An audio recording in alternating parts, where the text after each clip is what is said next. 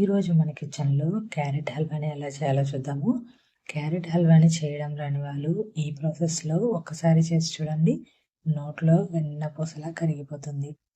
క్యారెట్ని విడిగా తినడానికి ఇష్టపడిన వారు ఈ విధంగా ఒకసారి స్వీట్ని ట్రై చేసి చూడండి. మైల్డ్ స్వీట్తో తినే కొద్దిగా తినాలనిపిస్తుంది. ఎక్కువగా లేట్ చేయకుండా మనం చేసుకునే స్వీట్ రెసిపీని స్టార్ట్ చేసేద్దాం పదండి. ముందుగా 1/2 లీటర్ వరకు పాలను తీసుకొని కాగపెట్టుకోవాలి. ఆవు పాలు, గేదె పాలు దేనినైనా తీసుకోవచ్చు. ఇక్కడ నేను 1/2 లీటర్ వరకు గేదె పాలను తీసుకొని ఈ విధంగా కాగబెట్టి తీసుకున్నాను. వీటిని పక్కన పెట్టుకుందాము.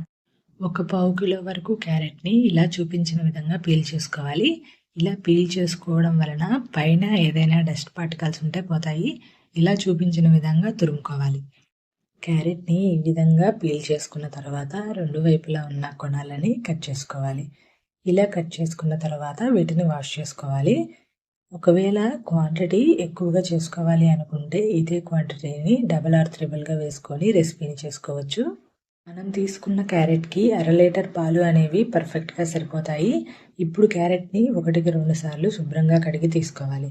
చూడండి, ఈ విధంగా నీట్గా క్లీన్ చేసుకోవాలి. ఇలా క్లీన్ చేసుకున్న క్యారెట్ని చూపించిన విధంగా తురుముకోవాలి.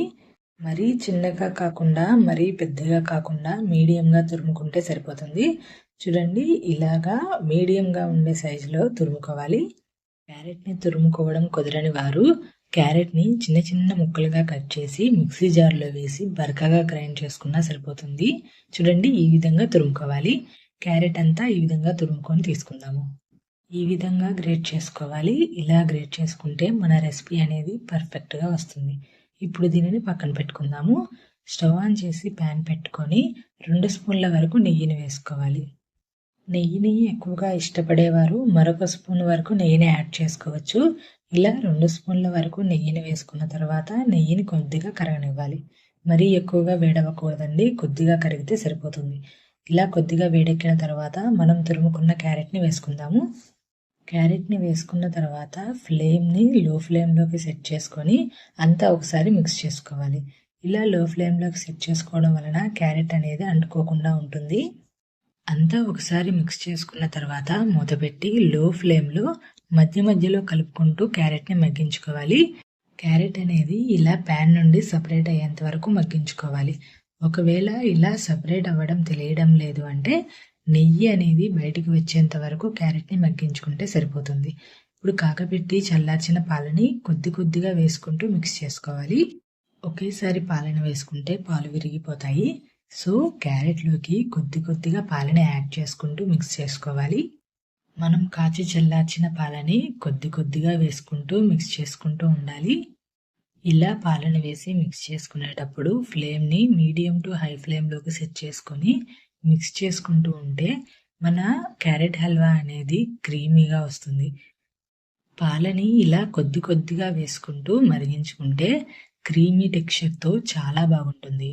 వీలైతే ఆవు పాల కన్నా గేదె పాలను తీసుకొని బాగా మరిగేంత వరకు మరిగించుకుంటే మన క్యారెట్ హల్వా అనేది ఇలా చిక్కగా క్రీమీగా వస్తుంది.